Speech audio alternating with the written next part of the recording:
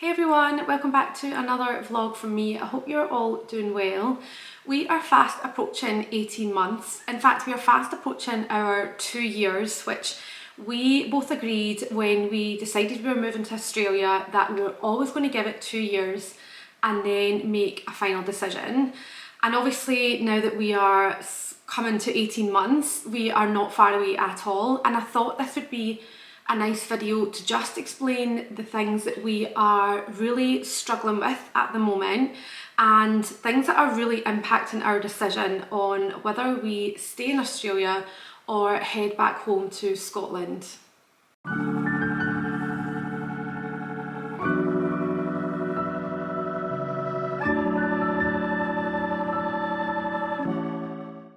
So number one of things that we would really like to change, and probably does not come as a surprise to a lot of you, but that is that we feel we need to move out of New South Wales. Now this obviously is a huge state, and of course you have the major city, which is of course Sydney. However, with that comes the expense, and obviously the main one being affordability.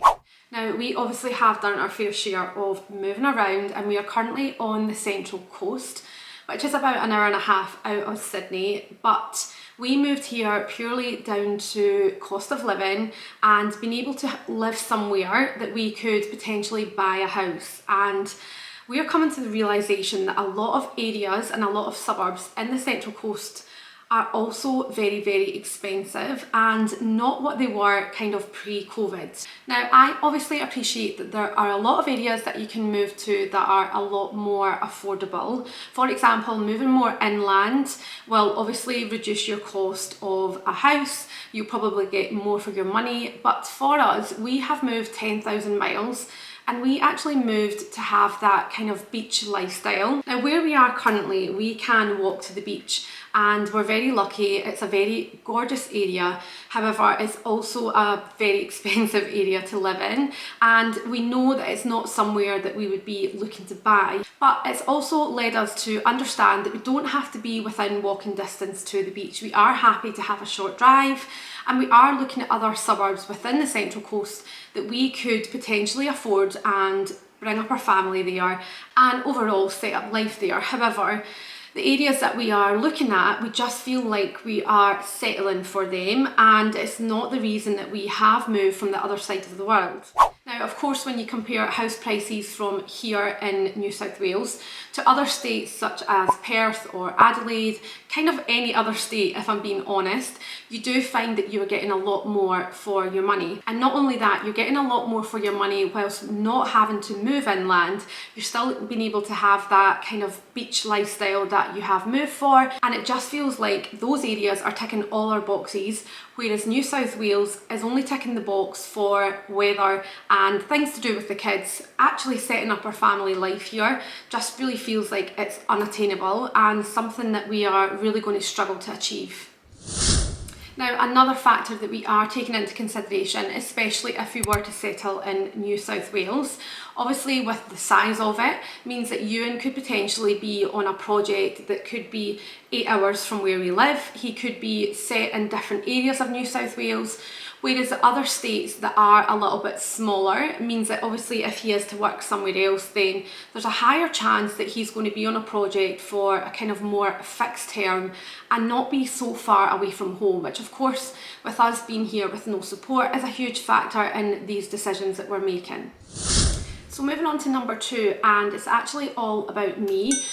Now, up until now, I have not been working. I am a stay-at-home mum. I have had a job where I've been working 1 day a week, and that allowed my little boy to go into our local daycare where my little girl currently attends. However, we could only afford for him to go in 1 day a week, and pretty much how it worked out is that my job was covering the cost of him going into daycare. Unfortunately, he wasn't settling in that daycare, and I do believe that a lot of it had to do with the fact that he was only in there 1 day a week.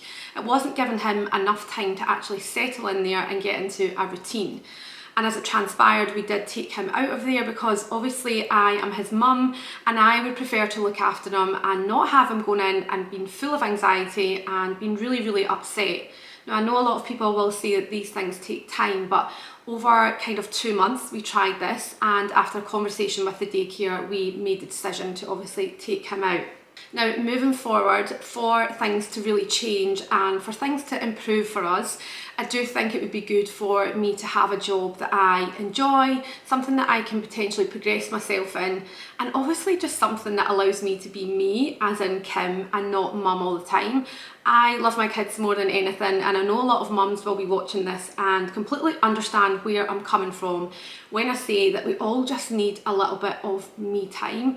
And if that means me going out and working and doing something that I enjoy whilst being able to meet other people and open myself up to new opportunities, then I feel like that can only be a positive thing. And then of course that then comes with bringing a little bit more income in, which allows us to do more things. And overall it just feels like that would be a good decision for me going forward. Now, whilst we're in New South Wales, and more so on the Central Coast, we have had a huge struggle with trying to get childcare. Now, obviously my little girl is in childcare at the moment, and she is due to start school come January, which is a huge stress for us at the moment. School, I have touched on this in a previous video, but school for us, as in a public school in New South Wales, does cost us money if you are a temporary resident, which we of course are. Now, we are talking $6,000 for Isla to attend a public school.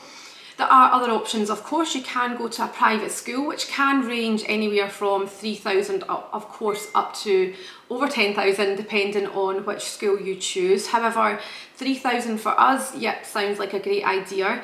You obviously will pay that fee for the full time that she is at school, regardless of whether you are a temporary visa holder or you are a permanent resident.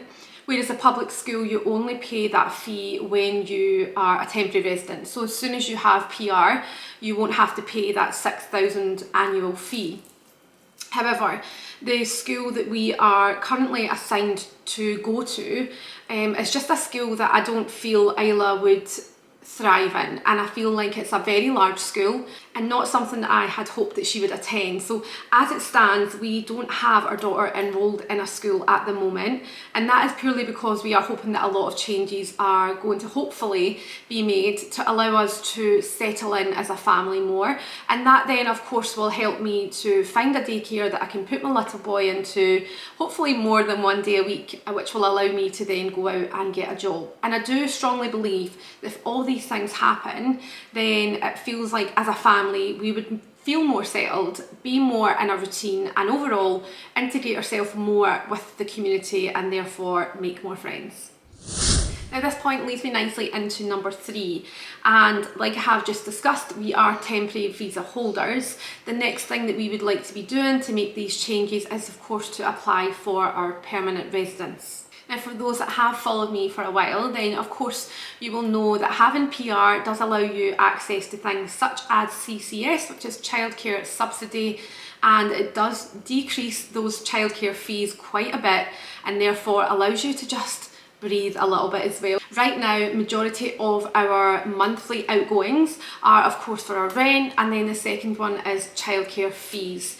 They are very, very expensive. In comparison to the UK, they are just wild in my opinion, but we are where we are, and for us to kind of get any fee relief, then you are really looking at applying for PR. Now, of course, PR doesn't just allow you access to childcare subsidy. You can get a lot of other things having PR that you couldn't get if you are on a temporary visa. And above all, it just gives you more freedom to move around if you want to move state. It gives you the freedom if he wanted to apply for another job with another company, then of course he could. Whereas on the 482 visa that we are currently on, of course it is a sponsorship visa, therefore Ewan's kind of contract is with his work, who have of course sponsored us to be here.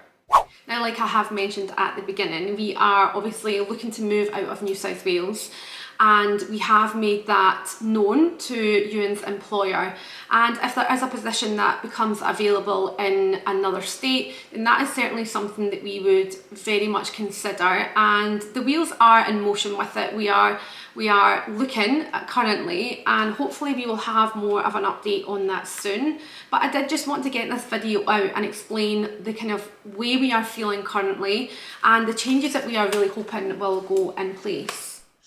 But Which leads me nicely into my last point, and a very important point, may I add, but the one thing that we would be very keen to change is to, of course, buy our own house. Now, if you haven't already, I definitely encourage you to go and watch my video all about renting in Australia. It's very difficult, and there's a lot that you can't do having a rental property. And up until now, I mean, we have had a few houses already. I just haven't felt at home in any of them, and there was one where we didn't spend a lot of time in at all, unfortunately, that I did think I could grow to love. But obviously renting a property means that it's not yours, and you're constantly on edge that, I mean, I know a lot of people who have loved their house and then their landlord has decided to either sell or move back in, and you're then left to, of course, move out of that house, find a new house, and then do it all again. It's something that's super important for me to have a house that is ours and we are raising our kids in, and they make all these magical memories in it. And of course, when you are renting, you can't be picky for a start, when, especially in New South Wales, you really have to find an area that you like, apply for the houses that you have viewed, and just hope that you do get one of those. You can't be picky, there's a lot of people that are after them. And then of course, when you are in the house, there's a lot of things that you just can't do. You can't make a lot of changes, and it's really hard to make a house feel like home, especially when you have two little kids. And we were very lucky that we sold our house in the UK before we came over here, and we have our deposit ready to be able to allow us to buy a house. Now, like I've mentioned, we are temporary visa holders at the moment, and that does limit you when it comes to being able to buy a house. Now, the simple fact is that you're classed as a foreign investor, so there are additional fees.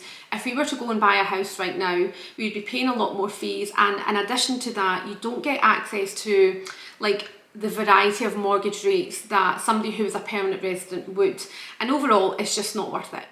Which of course leads me back to that point of applying for PR. It's a really good thing to do, and it just allows you a lot more freedom to be able to buy a house and obviously then start to feel like you are really integrating yourself in, and it just feels like you're doing life as you should be.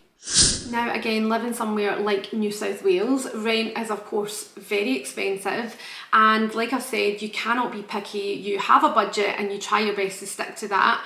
Unfortunately, because there is a rental crisis at the moment, we have on our last couple of properties had to offer more money per week to be able to stand out whilst doing our application. And we just really don't like the fact that we are of course paying for someone else's mortgage when we could be putting that money into our own investments and our own property, and then just building that house and overall building that Australian dream that we moved here for in the first place. So that in a nutshell is kind of the four main things that we really hope will change to allow us to give Australia a really good shot. If I'm being honest, it feels like up until now we have just constantly been trying all the time, and it feels like a lot of things have just hit a brick wall, and we've not been able to do anything that we wanted to do.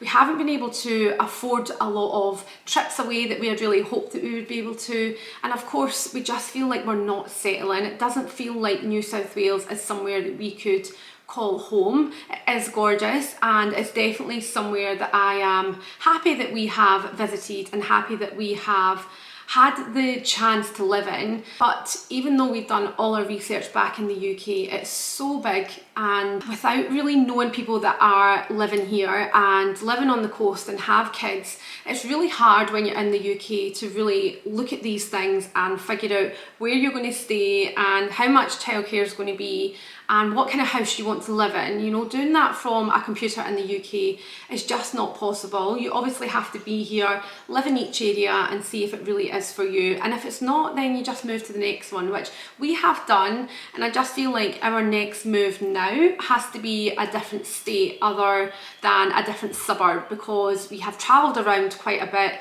These are the areas that we would like to live in, and it just feels like those areas are not going to be possible for us and what we are hoping to get out of life living in Australia. So that is me now come to the end of this video. If you would like to give us any tips or any advice, then of course please feel free to leave them below. Also, if you have any questions for us, then I would also love if you would take the time to just pop them below as well. Our next video is going to be our 18-month update, and we're going to do a Q&A together on it.